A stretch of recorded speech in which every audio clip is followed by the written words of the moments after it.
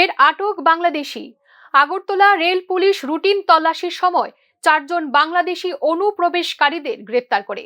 Rail police আধিকারিক জানান, ধৃতদের জিজ্ঞাসাবাদ করে জানা গেছে তারা কলকাতা যাওয়ার উদ্দেশ্যে আগরতলায় এসেছে। বহিরাজ্যে যাওয়ার জন্য না অন্য কোনো বদ উদ্দেশ্য রয়েছে তা খতিয়ে দেখছে পুলিশ। ধৃতদের বিরুদ্ধে মামলা রুজু করা হয়েছে বলে জানান আধিকারিক। অ্যাকচুয়ালি আমরা গতকালকে 4 জন বাংলাদেশি নাগরিককে আমরা আগরতলা রেল স্টেশনে গ্রেপ্তার করা হয়।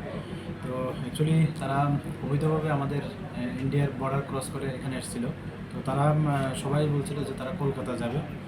তো তাদের ওই পারপাস বলছে যে কাজকর্ম করার এরকম বলছেন। তো যাই হোক, আমরা ইন্টারোগেশন এখনো চলছে।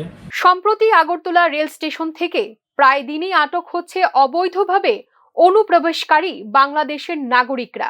প্রশ্ন উঠছে সীমান্ত রক্ষী বাহিনীর কর্তব্যের দিকে। সীমান্ত সুরক্ষায় বাহিনীরা মোতায়েন থাকা সত্ত্বেও কিভাবে তারা ভারতে প্রবেশ করে, এমনটাই প্রশ্ন রাজ্যবাসীদের। ব্যুরো রিপোর্ট, নিউজ নাও।